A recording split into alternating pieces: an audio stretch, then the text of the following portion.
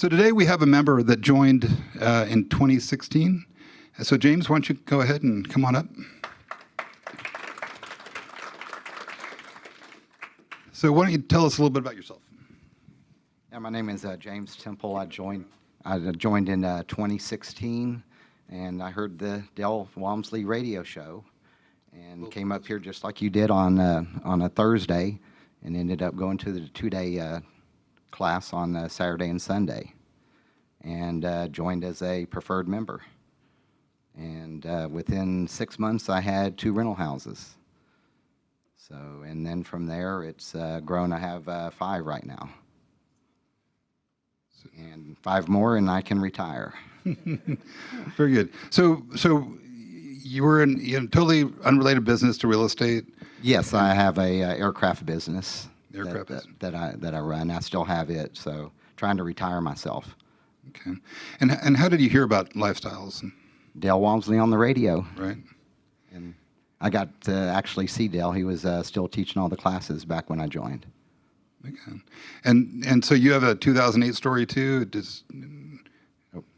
A what? A 2008 story? You had a postponed retirement due to the recession? Oh, yeah. I had money in the stock market and lost everything, and it had recovered by the time I joined in 2016, so I retired my 401ks and my IRAs and invested it in real estate. And how tough was that to transition out of IRAs and 401ks? It was scary. It was scary. Yeah, I had a similar experience. I had already retired. Well, when I left, I still had my 401k with my employer, and I moved it into a self-directed IRA. But pulling that Band-Aid off and paying those taxes, but it's definitely worked out. It wasn't the taxes; is a penalty. Penalty, yeah, the penalty and taxes, right? But it was well worth it. Yeah. All right. So let's go ahead and move into the property. So tell us a little bit about this property. How did you find it? And this was an email blast from Jennifer McCormick with the Quest, and I saw it in the morning. I believe I met her out there around lunchtime that afternoon, and looked at it and agreed that I was going to purchase it. And this was April of this year? Yeah, April, May of 2022. Okay. So yeah, very, very recently. Yeah, so just looking at the before and after, it looks like a fairly light rehab. Yes, it was supposed to be like 11,000. I think I ended up 13, a little over 13 in it. Right. So for the new members, so your first deal, this is your fifth? Yeah, right? My fifth. I had a $60,000 rehab before, so. Right. So it's great. A typical rehab these days is 45,000 or so. The median rehab is. So this is definitely on the lower side of a rehab. But it's perfect for one of your first deals. Yes. So this is your kitchen? Yes, the whole house was a beige roof, the ceilings included. So, and then it had carpet in all the bedrooms. And we went with granite countertops in the kitchen, left the tile floor and the cabinets, just retopped them, and then new stainless appliances. And then all the bedrooms, we went with the vinyl planking and removed all the carpet. And then we painted it the gray with the white trim, the light gray with the white trim and a white ceiling. Yeah, very marketable, very updated. So this is your fifth house. Yes. Does this update reflect what you've done in all your houses? Yes, that gray and the gray and the white is really standard. It's right. Yeah, so that's what we teach is like keep things simple. Don't make work for yourself. So as long as it's updated and there's like 3 shades of gray, so just pick one of them and stick to it with all of them. All right. So your living room looks like living room or bedroom. That's the front living. That's the front living room across from the kitchen. Okay. Yeah, and again, it was really dark and eerie in there with the dark colors and it was an investor house. It was a rental house before. Okay, and so you can tell just by just cosmetic stuff how you can just totally change the feel, and that's going to be reflected in your rent prices and retention as well.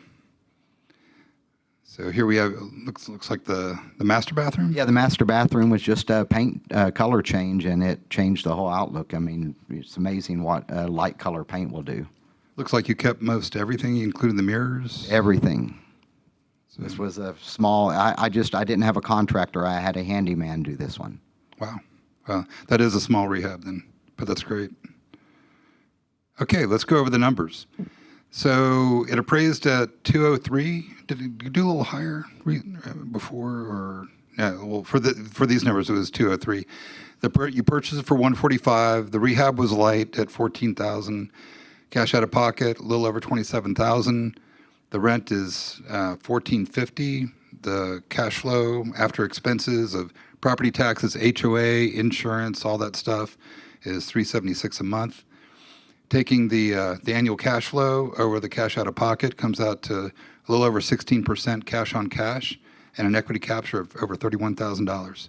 Yes. Very nicely done. Yeah. Anything you want to add for that? No, just keep an eye on those email blasts. You never know what's going to pop up. Yeah, you have to act quickly. It's a first come, first serve. So this being the fifth house, this is your portfolio of houses.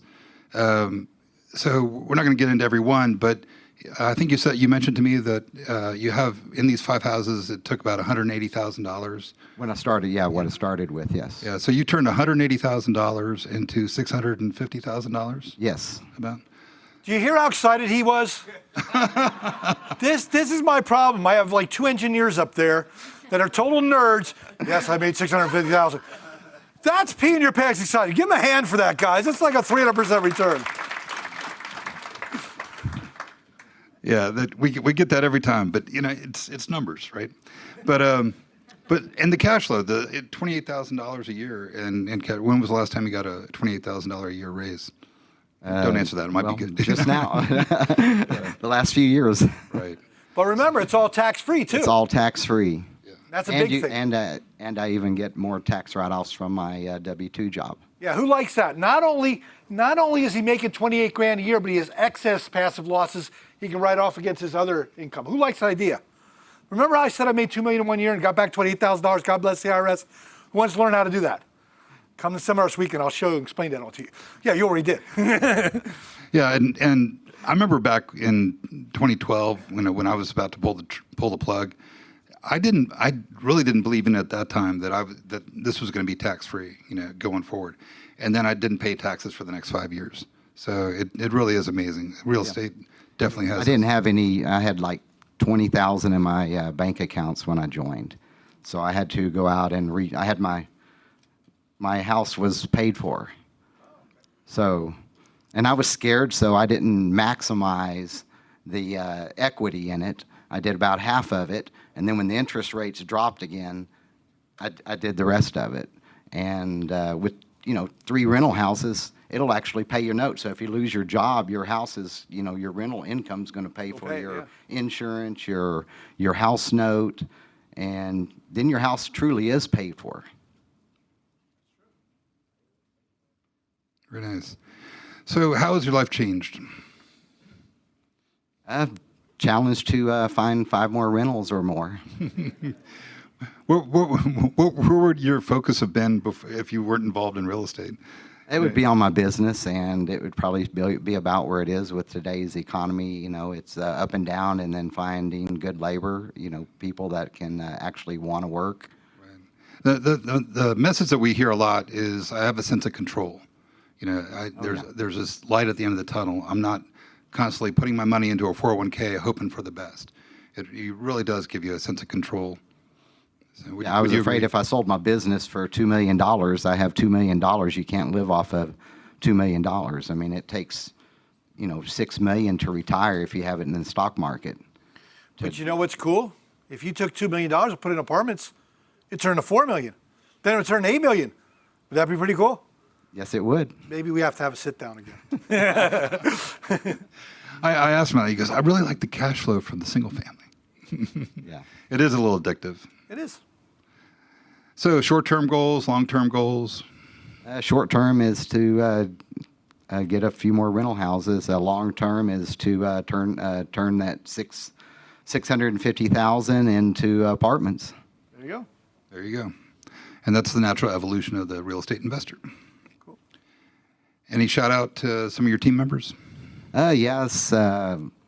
was it Blue Star, All Star Construction, Jennifer McCormick. I don't see her. Jennifer, here. you wanna- Jennifer's here. Everybody wave. That's like one of our best realtors. Well, she's an investment She's the specialist. best. She's really good. She brings it to you on a plate. You just look at the numbers and make your decision, and she's great. And just like all the other mentors, some of the mentors I started with, they've moved on to other jobs. I see them at Lifestyles all the time, and I would recommend this to anybody. It's really easy. You just need, maybe 3 or 4 hours a month. That's all it takes me, unless I'm finding tenants for a rental house. But I find good tenants, and I've had tenants for 5 years in a couple of my houses. So It's easy. Once you do it right, best product, best price. get a family, So, best so I product, want best you to think price. about it. 3 to 4 hours a month to make over $600,000 in equity. Who'd be okay with that? Is that better than your job? Pretty cool, right? Give him a hand. That's huge. Very nicely done. And yeah, very nicely done. I do want to backtrack to Jennifer, because Jennifer is in the top 10 or so for the last 3-5 years. Is that about right? Yeah, so out of 45,000 realtors in all of Houston, she's been in the top 10 for the last 3 to 5 years. So very crazy. And on top of that, she spoils the members, and I have to reel them back in and go, not everyone's like that. So awesome job, Jennifer. Thank you so much. Cool. So let's take 1 or 2 questions, Sure. right? Anybody have a question in the room? I know it's a smaller crowd, but we can take 1 or 2 and then we'll move on. No? We're good? Anything We online? have one over there. Hold on. I got to run her a microphone. Can I Yeah. steal your microphone for a second? Because the people online, they can't hear her. You just want me to get exercise. So are your houses all in a certain part of town, or do you have it all over Houston? They're all over. They make money anywhere. You just have to run the quest, and if the numbers work, the house will work. I've got one off of Cullen out in the inside of 610 Loop. My farthest one out is 99 at Tomball Airport, right there at 2920. And I want to take it a step further. Remember, Lifestyle is an international company. Do you know we have people from Israel that buy houses in Texas? We have people from California that buy houses in Georgia. Live where you want to live. Invest where it makes sense. You understand that? So you don't have to be right next to a house. So even though he has distance, how often do you visit your houses, James? Once a year. Does that make sense? So, and if you're out of state, you can have somebody do that for you. We're teaching you to be hands off. Who likes that idea? It's supposed to be passive investing. Give me a hand for doing it right. Let me see if we have anything online, just quick. David, if you've been paying attention. I'm answering the questions online. Oh, okay. So you're good? But here's one. Multifamily is the goal. Oh, I'm sorry. If monthly cash flow is a short-term goal, is single family the route instead of multifamily as a passive investor? We get this question a lot. They try to compare single family to multifamily. They're apples and oranges. And let me explain to you why at a higher level. The goal is to become millionaires. Who agrees? The goal is to buy back your what? Time. Single family is a stepping stone. If you don't have a lot of money and you have a little bit more time, single family is a great start. 30, 50, 100 grand or less, you can buy a couple houses. But when you have to deploy larger amounts, 200 grand, 400 grand, $500,000, do you want 50 houses and drive yourself crazy? You just bought yourself a what? Job. How hard is it to invest in apartments? You put the money in the deal, you make a check once a quarter with no involvement. So you can make 10% return on an apartment or 14% return on a house, which is better? Well, here's the thing. In his numbers, we put no time in for him spending 3 hours to go out there, fill out the lease, meet the person, do all that, call the contractors. This guy puts money in an apartment. What does he do?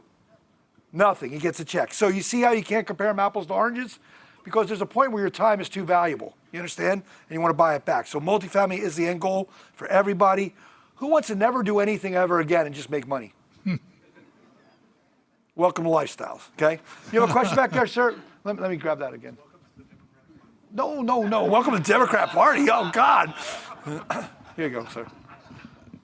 Kind of taking what you just said Sure. with his story, he said his next step is apartments. Yep. Is there kind of a magic number or kind of sand in the line when he should be ready financially? Great. So the question is, what is the line in the sand for this individual?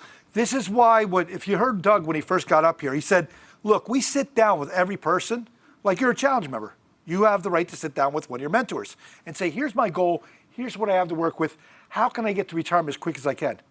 I only have 40 grand to work with. Okay, let's do some houses. If you came into Doug's office and you say, I have 300,000 to work with, he goes, why aren't you buying apartments? We want to turn 300, 600 much quicker. You understand that? So I can't give a set rule for every person in this room. Some people need income right away. Some people go, I'm young, I'm 32 years old.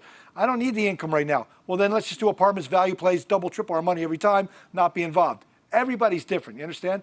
That's why you have a mentor. Does that make sense? I want you to sit down with a mentor one-on-one in that case. I do have 200,000 in apartments right now. Okay, so you have some passive deals too. Oh, yeah. There you go. So he's doing both. See how excited he is? Hey, I got just two quick questions. Okay. How do you make sure the rehabs stay on budget? And then who did you use to find your tenants? My last tenants, I advertise on Zillow and just screen them really good, try to find a family. Yeah, and just so you know, if you come this summer this weekend, I spent about an hour step by step exactly how to screen a residence to prevent the headaches. 95% of the headaches in this industry is because people do not screen the residents properly. He learned from Dell, the best of the best, how to do this, and he listened to what Dell said. I've had bad tenants, though. Okay, well, first off, they're called residents. Residents. Words matter. There's people from California that bothers them. What is average repair value and how much property price increases after repair? Okay, so what is the average repairs? Repairs on houses can be as little as $5,000 up to about $40,000, $50,000 on to fix up a house. Now, how much does it go up? We try to buy stuff around 75, 80% on value. So you're gonna make about 20, 25%, but every deal is different. So we might have a deal that's 10,000 out of pocket, you make 40 grand. You might have 30,000 out of pocket, you make 30 grand. But either way, it's a pretty good return, right? So it doesn't matter how much repairs, doesn't matter. It's what's in it for me, what's my rate of return overall. So if you notice what I showed, you know, Jeff Smith, who's like the guru here of real estate, he took all the deals into Houston for the past year and he sent me that chart. The average right now is 156% return overall. Would that be okay for you? So it doesn't matter if one's 200 and one's 85. The point is you're averaging 156 right now of what's been going on the past month or so. Okay? Great question, though. And that's a total return with cash flow and equity. Cash flow and equity. That's both if you sold a year later. Okay? Awesome. Well, everybody, let's give James a hand. Appreciate it. And if you have questions afterwards, just find us afterwards and ask the questions. There you go. Thanks, Doug. Appreciate him as well.